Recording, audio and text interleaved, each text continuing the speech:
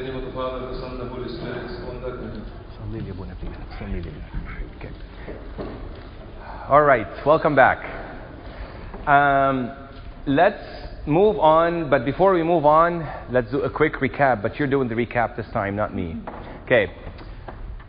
Questions for atheists. 2 questions we discussed. What are these 2 questions? Yes, who created the universe? How were we created? Who created us, or how did life begin to exist? We said that there are 4 possibilities. Thank you. 4 possibilities to the creation of this universe. I shouldn't say creation. To the existence that explain the existence of this universe. What are those 4 possibilities? It came from nothing, or self-made, eternal, or created. And then we, by process of elimination, we said that the universe could not have been self-made, could not have been eternal, and could not have come from nothing. طيب. We also said that life, what's the law? What's the law that says life can only come from life? Biogenesis. Championed by, you said Louis Pasteur, exactly. It says that life can only come from life. And if we have life in this universe, you can say life, you can also say intelligence, you can say consciousness. All of these are synonymous in this context. If we have life, then this life acquired these properties of life from a what source? A life giver. Exactly. Just like when we say about the Holy Spirit in the Creed, the life giver, okay? The Holy Spirit, or giver of life. All right. Let me share with you, and I think this is what, who created God? One last. No one, because it's a self-refuting question. Excellent. There's no cause and effect because there's no dimension of time. And this is where I want to pause for a second and use a visual aid to show you something. Okay, it may not work. Forget it. Let me share with you, without the visual aid, how we understand time, and how when we talk about time, and how God, I should say God relates to time, how time relates to God. God doesn't relate to anything because He's the only absolute. Everything else is relative to Him. So, how can we say God and time in the same sentence? How do we understand time? I'm going to use this podium. Here's how we understand time. We have a past, we have a present, and we have a future on a line. That's why we call it a timeline. Timeline, because we live on a line. Do you know anything of the past? Do you know everything about the past? Only what you can recall and remember. Do you know anything about the present? Yes, because you live in this present. Do you know anything about the future? 0, nothing, zilch, nothing. You don't know what's going to happen in a couple of hours. Okay? I mean, you can plan all you want, but you don't really know that it actually happened. By the way, this present is ever moving. When I picked up my iPad, it became part of the past, and that moment had died, and now it moved on. When I just went like this a second ago, it became part of the past. The present is ever moving. The present is becoming past as we speak, if you think about it. So this is how we live in this time, or on this timeline. Now, how does God view time? He doesn't have a line. He has a what? A dot on top of this line. In this dot, نقطة, the past, the present, and the future converge in one instance. He doesn't have a past, He doesn't have a present, He doesn't have a future. Why is that? Because He is what? What's the word? Beyond the dimension of time. He's transcendent to the dimension of time. That's why we call Him timeless. Do you get it now? The problem oftentimes, my dear friends, is when we subject God to a timeline. Well, if God knows what we're going to do, are we really free? A question that I get asked all the time. Because you think God has a past, present, and future. Sometimes he uses language in the scriptures that may seem to be confusing, or he doesn't know, and he forgot what happened in the past. He's using language for us to understand and comprehend. But God is beyond this dimension of time. Can I also tell you something interesting? In the liturgy, I give the answer. I was going to say, when do we get, are we moved beyond the dimension of time? During the Holy Eucharist, in the liturgy.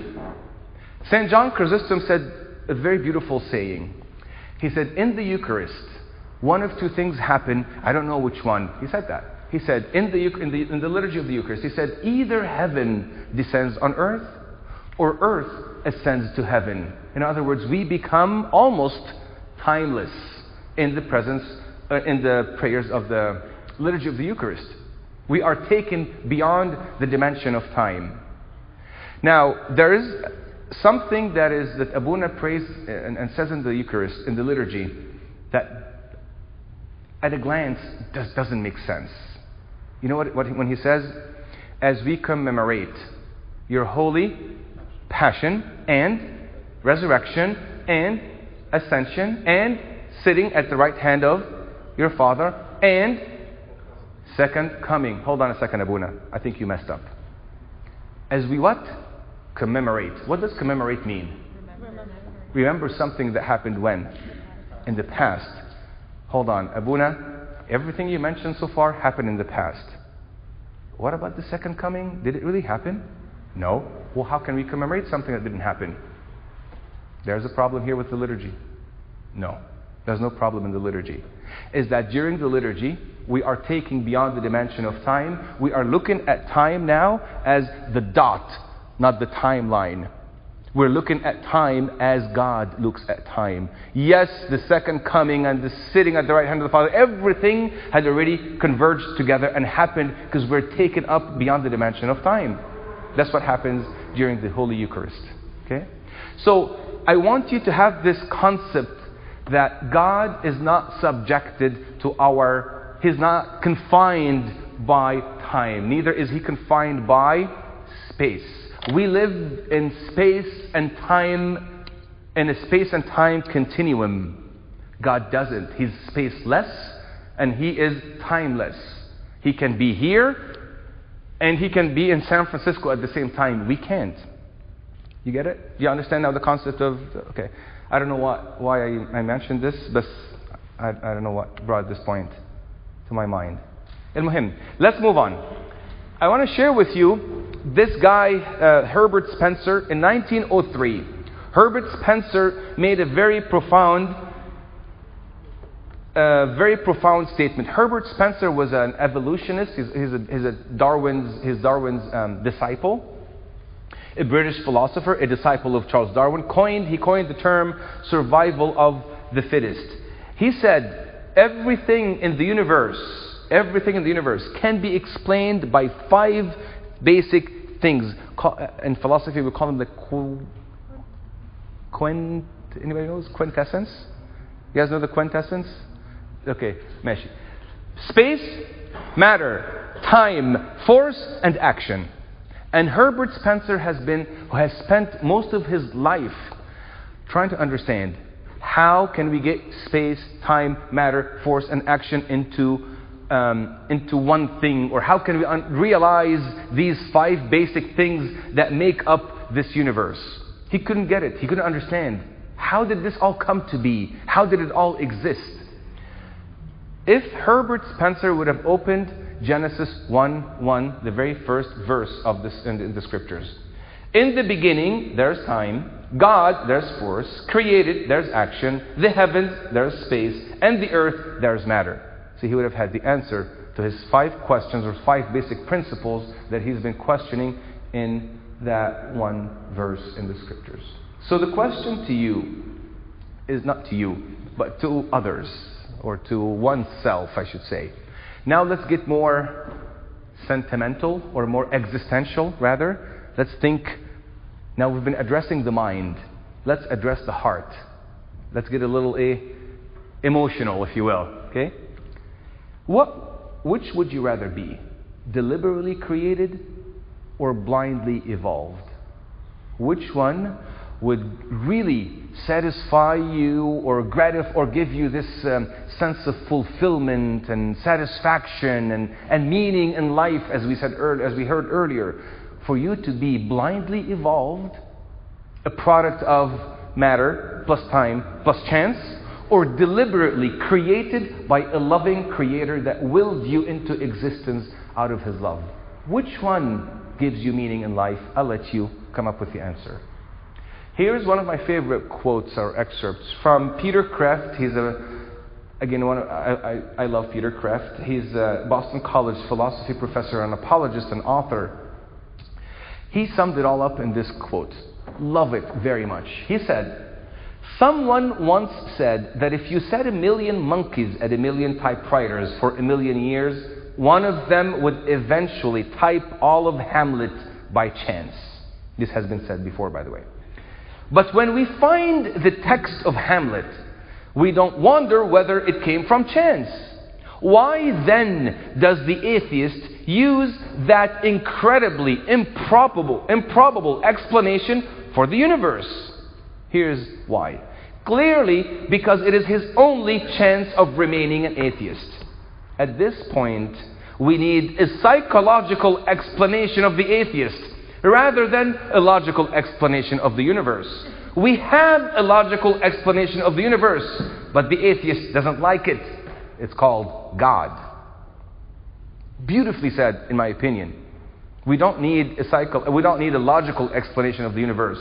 Instead, we need a psychological explanation of the atheist. Here's basically, if I were to sum it up in one picture, this is what I would say. I don't see any evidence of God. You read Romans chapter 1. It says what? Romans 1:21, I believe, 21. His attributes are what? Clearly, see, I'm Arabic pronunciation. Clearly seen, so that you are without. What's the rest of the verse? حتى أنت بلا إيه عذر. You have no excuse. His divine attributes are clearly seen in this universe. Read Romans 1:21 and following, that you are not with any excuse. So, my dear friends, it is not the lack of evidence. It's the suppression of evidence to remain as a non-believer. What we as Christians need to do, or as believers need to do, first of all, as Fadia said earlier, we need to equip ourselves with knowledge of the truth, so that we can impart this knowledge through the grace of God. It's not our knowledge, remember that. It's not your muscles, it's not your intellect, you're only an instrument. Impart this knowledge to a world that is so desperately needing the light of the truth. So desperately needing the light of the truth. And we have been privileged and blessed to know the one true God, our Lord Jesus Christ. So, it is a difficult world out there, and I'm telling you this I don't mean to be pessimistic and depress you, but I'm telling you from experience, it is a difficult world out there. That's all I could say. I think Abuna may agree with me, I don't know, but what do you think, Abuna? They all know. They all know, yeah. I think Mark, you'd also agree with me. I don't mean to be pessimistic again, but I'm being realistic. We need to reflect the light of Christ. I always pray and say, I pray that when people see us, they don't see us as Christians. They see the Christ in us.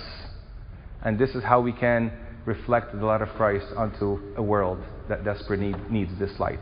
I had a conversation, let me share with you some stories. I had a conversation with some atheists. I was on a college campus, UC Davis, up north to be specific, and I was speaking on campus about the existence of God, actually was truth and all of that. And a bunch of atheists came up afterwards, not very happy with what I was saying, of course, and they said, hey, said a few things, that indicated that we're not in agreement, obviously. So we sat down, and I don't like to do debates, I don't like to get into arguments, that's not my style. I just like to have a civil conversation, ask questions, and pray that God may open their hearts, and this is my approach. So I said, let me ask you a few questions, my dear friends. But let's have a civil conversation. First question. Just answer my questions. Where did the universe come from? Simple question. So they said, this is a true story. So they said, well, physicists, cosmologists, paleontologists, those who study fossil records and all that, are in the process of determining how the universe came to be. But not yet. I said, okay. Second question. Where did life come from? Well, biologists actually, and Sir Richard Dawkins, and Daniel Dennett, and Sam Harris, and Christopher Hitchens, and all of those famous atheists in Oxford right now are gathering to come up with an answer to this question, but we don't know yet. I said, okay. Third question. Where did your mind that came up with these two answers come from? Well, philosophers are actually explaining the origin of mind and chemical whatever and brain and all of these things, and will actually tell us eventually where all of this comes from. So I paused and I looked at them and I said, my dear friends, it seems to me that you live by faith. And there was silence, which is very true. They do live by faith. And faith is a very bad word to say to an atheist, you see? I told them, well, you know what? I also do live by faith, but I have answers to these questions. And let's try to figure out which answers make most sense. Another conversation I had with an atheist as well. Just telling you some stories. And then I'll share with you answers. So, one atheist came. He was very vocal and aggressive, angry. And then he said, I sat him down, calm him down, relax. It's okay, let's just get the defensive thing out of the way. I said, according to your beliefs as an atheist, as an unbeliever in God, can you explain to me the makeup of your, I didn't say brain, I didn't say mind because he wouldn't like that. I said your brain. What is it made up of? He began to explain, in essence, his brain was made up of some biology, some chemistry, and some physics. Okay? I said, great. According to your beliefs, what is my brain made up of? He said, duh, the same thing. Some biology, chemistry, and physics. That's the origin of our brains. I said, well, can you explain to me, why did I arrive at a different conclusion than you did if we have the same source? He said, well, because you're wrong. I said, great. Now, why do I trust your brain telling me what is truth when your brain is made up of the same material as my brain? What's the answer to that? Well, I don't know. I just think I'm right. Well, why should I trust you and not me? Why don't we then be objective and look at where the evidence points? So the question that begs itself, despite all this evidence and the glaring evidence, why do people continue to reject God and the existence of God? There are three reasons. I'll share with you those three reasons. I think I have... Okay, I don't have them here, but I'll share with you those three. Either intellectual, emotional, or willful, or volitional. Barriers of the mind, barriers of the heart, barriers of the will. I mean, let me give you examples. I don't believe in God. I don't trust that God exists because I cannot comprehend God. I cannot put God in my mind. Intellectually, I have problems. I just cannot fathom that someone exists whom I can't see, touch, hear, and feel, because I'm a scientist. I must touch God, see God, and feel God. And if He doesn't exist, if I don't see Him, touch Him, and feel Him, then He doesn't exist. Intellectual barriers. Not many have these problems. St. Augustine, by the way, had this issue, and then he became St. Augustine. Emotional barriers, emotional problems. You know where this comes from? Why, God, did you let... Why is there evil? Why is there evil, exactly. Why did you let my neighbor's cousin's nephew who's 3 years old die of cancer? Then you're an evil God, I don't like you. Huh?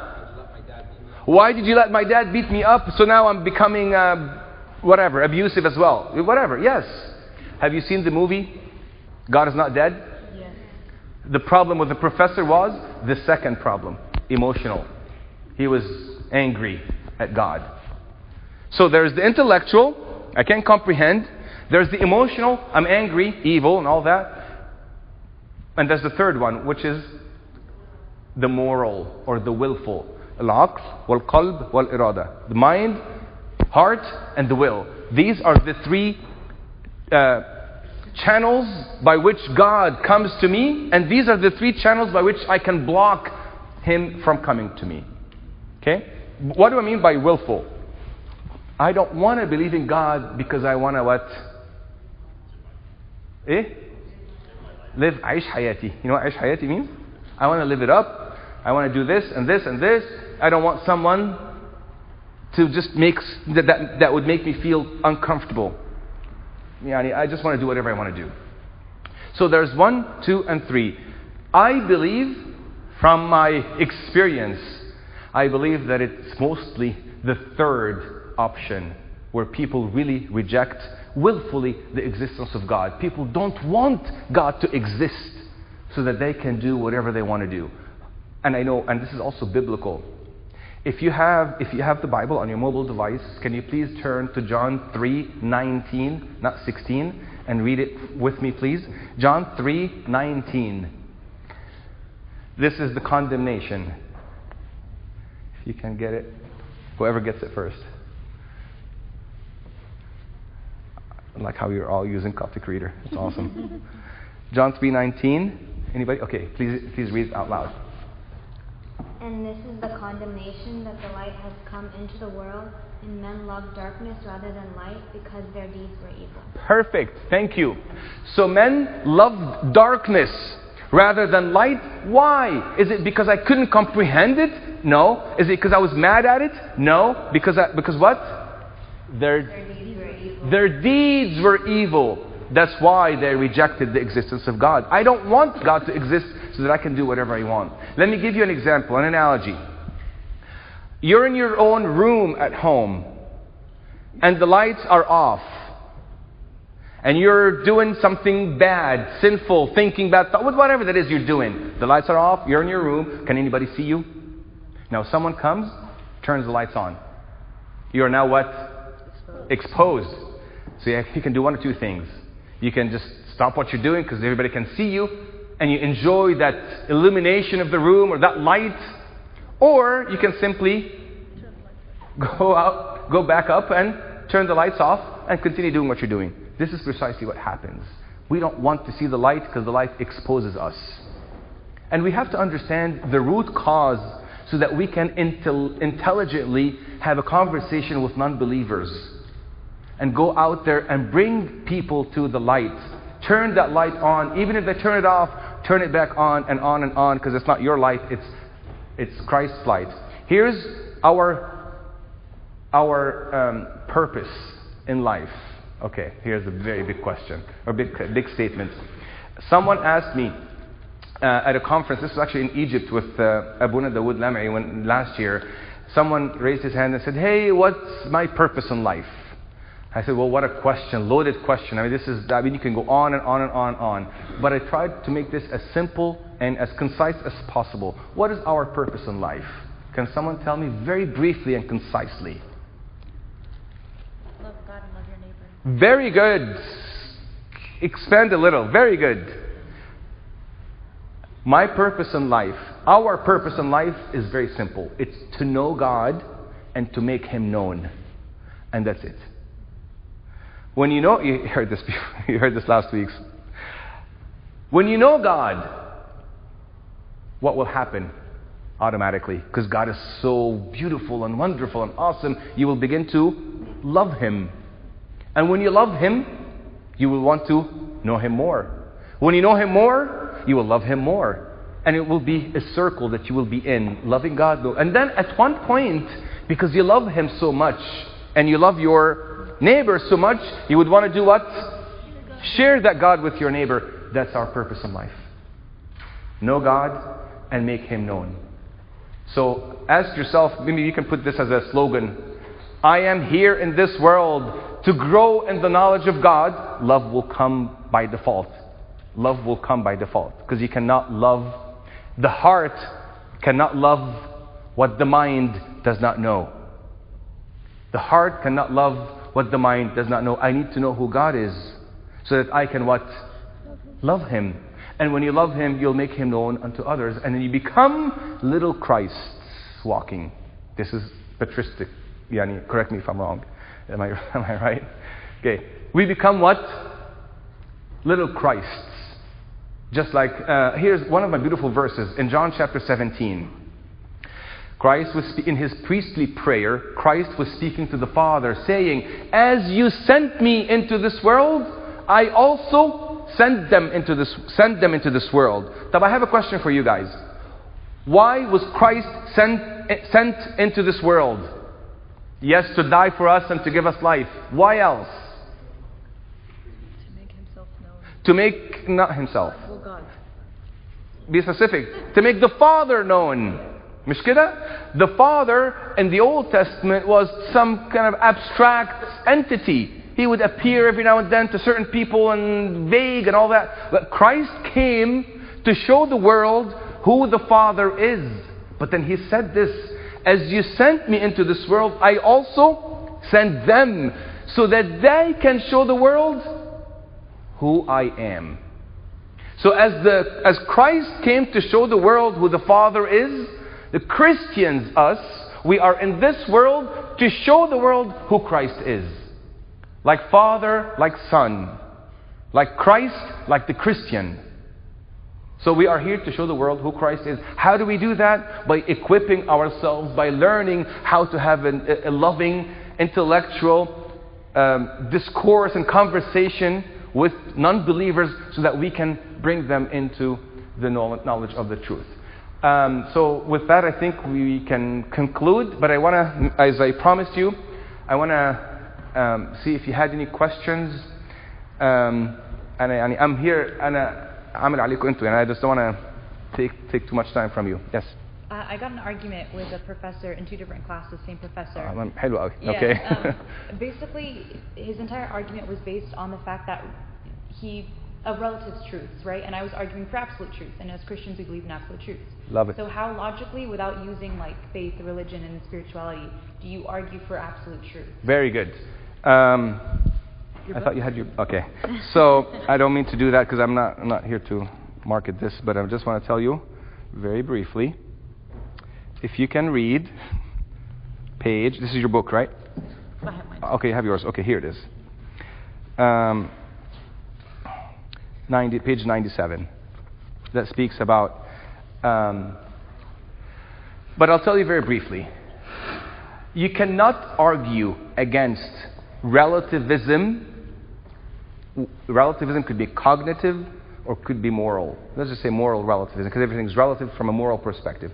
You cannot argue against relativism unless you have absolute truth as a basis of your argument. Exactly. Then the simple question, when somebody says everything's relative, here's what you would say. Relative to what? There must be a point of reference to which everything is relative.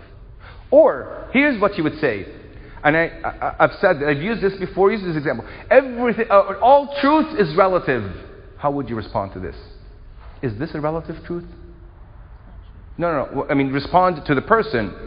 When someone says everything is relative, or all truth is relative, you can respond to him or her and say, is what you just said relative? Apply the logic unto itself. Because if I say everything is relative, does that exclude the statement or include the statement I just said?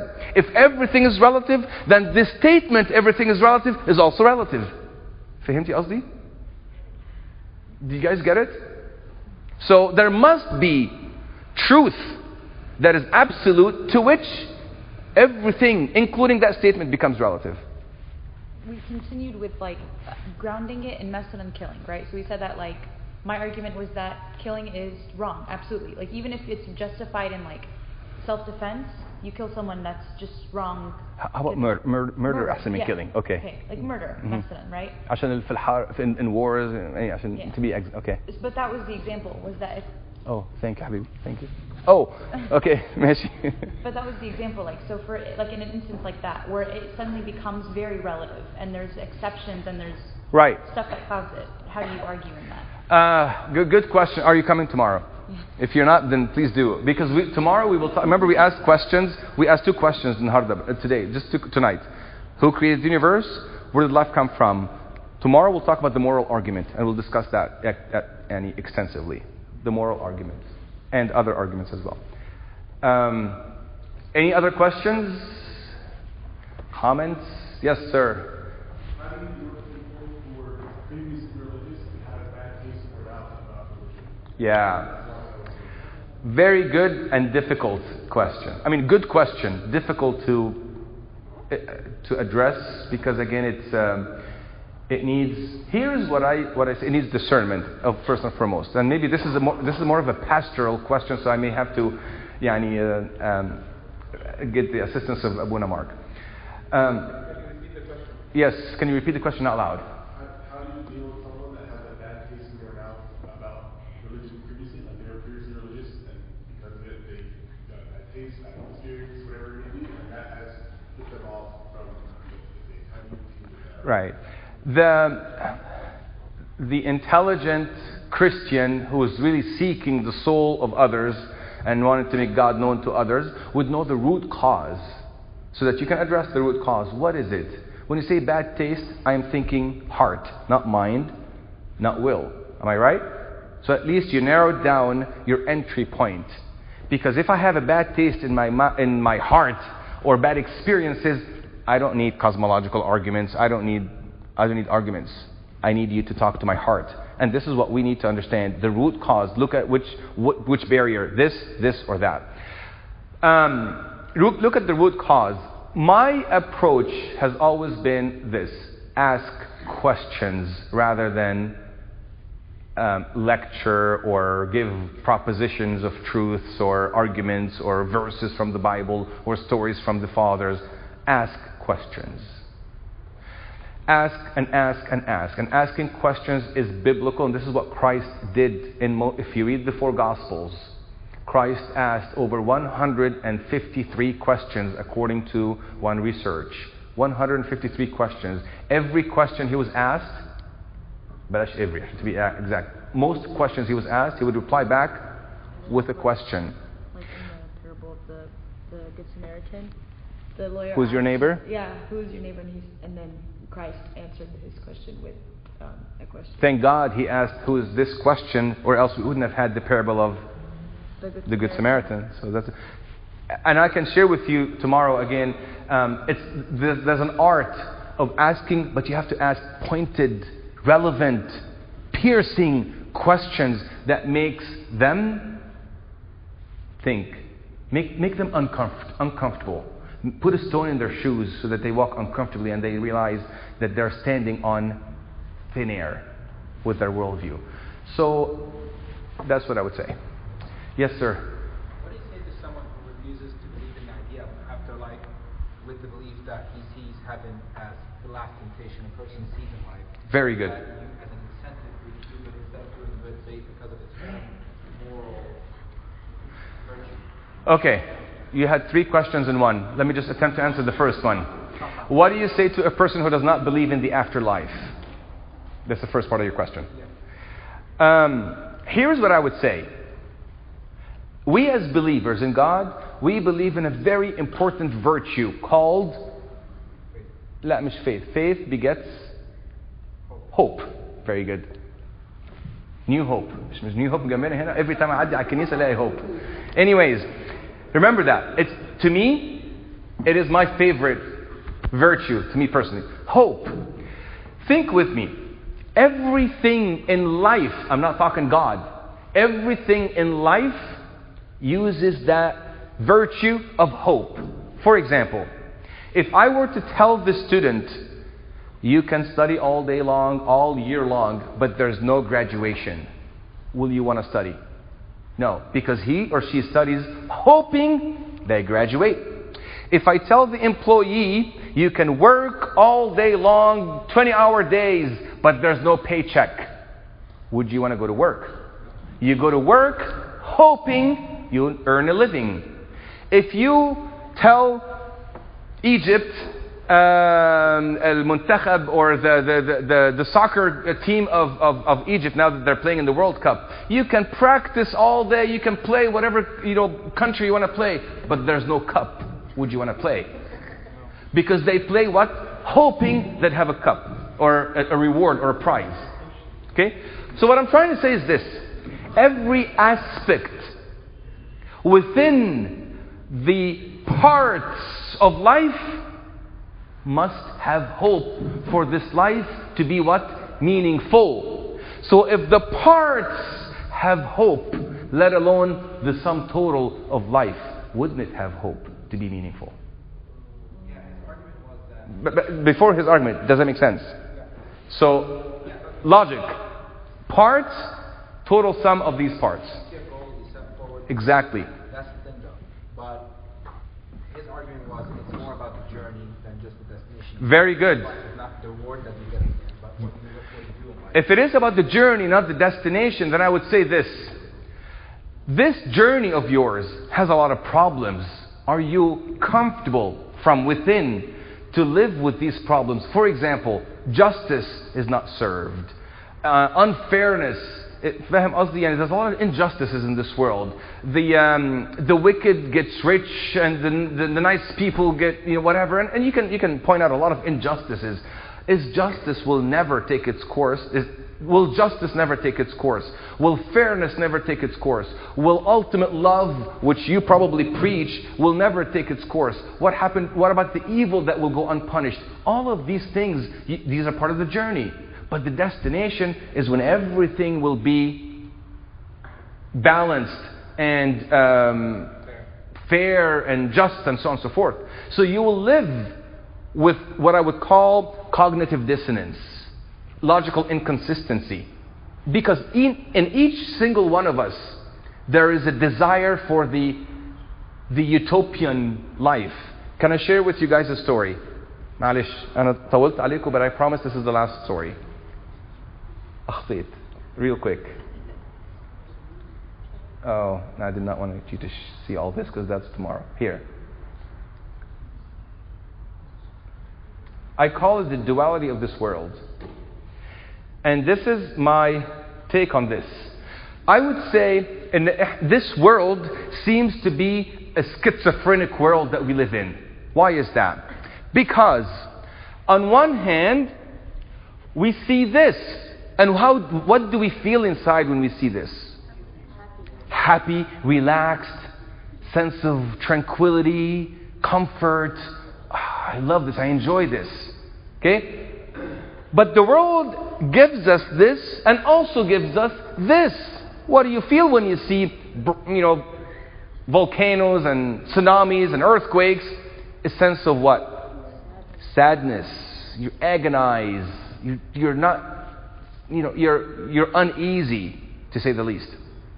The world gives us moments of that, followed by periods of this. We have the strength of youth, followed by the sickness of old age. We have wonderful, beautiful dreams, followed by depressing nightmares. We have this and this. The world seems to give you with one hand only to take from the other. This is the world we live in. It is a schizophrenic, bipolar kind of world. But my dear friends, why the question now? Why is it that we cannot reconcile ourselves to this duality of this world, but rather long for total harmony and joy? We always want the sunset and the laughter and the joy and the dreams and all of these things, and we don't want anything on the right hand side. Why can't we reconcile ourselves with this world? If we are a product of this universe, then we should be totally fine with earthquakes. Somebody says, hey, tsunami killed 250,000 people 10 years ago. Oh, that's okay. It's the world yawning, or the universe flexing its muscles, and some people died. But we don't feel this way. We always feel that we yearn for harmony and joy and beauty. Why can't we reconcile ourselves? Here is the example I want to share with you, and I shared this with someone as well. I asked this question to someone, and I said, have you seen a fish in a fish bowl before? I said, yes, of course I have. I said, if the fish were to speak, not the fish were to speak, but would the fish ever complain of being wet in a fish bowl? No, because it was meant to live in water. But let's assume that this fish wants to get out of the fish bowl because it doesn't like to be wet. Wouldn't that be the greatest indicator that this fish is not meant to live in water? Likewise, you and I, my dear friend, because we can't reconcile ourselves with the misery of this world, it is the greatest indicator that we are meant to live in another world. Because we are not worldly creatures. We long for joy. We have that utopian, you know what utopia means? You want to live in this, I'm using, what's the actor's name? Brave New World, what's his name? Tom Hanks. I'm longing for this harmonious, joyful world, but this world cannot give me. What does that mean? I'm meant to be a heavenly creature. My friend, and I was telling him, my friend, that world that you long to live in is the world that Jesus Christ offers you and me. It is called the kingdom of heaven. That's all existential. That is all. I'm speaking to the heart. There's no logic there. Oh, there is logic, but I'm addressing the heart. I promise you that this is the last thing I'm going to share with you, but I lied. I'm going to end with this poem, and then we'll close because it's 9:30 and it's getting a little late. Poem written by I know Fadia, you heard this last week. You were crying, come in? Mashi. So, warning, this may, anyways, no warnings. So this poem was actually written by a POW, a prisoner of war that was captured by Vietnam during the war, in the US and Vietnam War. And to torture him psychologically and mentally, they captured him and they put him in a cave in the desert or wherever that was. And they said, you know what, we're going to keep you here. You can't run, you can't go anywhere. And we're going to come tomorrow morning and kill you. We just want you to spend the night knowing that you're going to die in the morning to give you more added torture, and so on. So this person, this POW, this soldier, somehow he wrote this poem that made it public, and you can again look it up online. And he was, to tell you the context, his story, he was a Christian. He was born from Christian family, parents, and lived a good Christian life in his young age. But then, unfortunately, during his adult life, he kind of deviated from the faith and went to be with friends that kind of took him away from the faith. But now, when he was faced with the moment of truth, you know what the moment of truth is? I'm going to die tomorrow. He came back to himself and wrote this poem. Let's read it. Very short poem, so let's read it. Look, God, I have never spoken to you, but now I want to say, how do you do? You see, God, they told me you didn't exist, and like a fool I believed all this. Last night from a shell hole I saw your sky. I figured right then they had told me a lie. Had I taken the time to see the things you made, I would have known they weren't calling a spade a spade. I wonder, God, if you'd shake my hand, somehow I feel that you'll understand. Funny I had to come to this hellish place before I had time to see your face. Well, I guess there isn't much more to say, but I'm glad, God, I met you today. I guess the 0 hour will soon be here, but I'm not afraid since I know you're near. The signal, well, God, I will have to go. I like you lots. This I want you to know. Look, now, this will be a horrible fight. Who knows? I may come to your house tonight. Though I wasn't friendly with you before, I wonder, God, if you'd wait at your door. Look, I'm crying, me shedding tears. I wish I had known you these many years. Well, I will have to go now, God. Goodbye. Since I've met you, I'm not afraid to die. That's the poem that he wrote, which I thought was a very heartfelt poem that tells me, and again, I'm speaking to the heart now. This is all existential, all emotional lever that we can pull. That when you are face to face with the point, in the moments of truth or moment of truth, you realize that you have been living a lie all your life. And glory be to God forever and ever. Amen. طولت عليكم. Not at all. Tell us brief what you're going to cover tomorrow. Okay, Monica is asking briefly what we will cover tomorrow. I'm afraid to say this, so I want to make sure that you guys can come tomorrow too, so I can learn from your. This is a two-way street. I'm learning from your questions and comments as well. This is not just me teaching you anything. Believe me, I learn far more than you do from your comments and questions. So what I will share with you tomorrow, or what God will share through me tomorrow to you guys, would be two more questions. We will talk about the moral argument, and then someone asked about. You asked about the same person. You asked about the Big Bang. I didn't forget. We will cover the Big Bang briefly, and then we will talk about the moral argument and relativism and morality and truth and all that.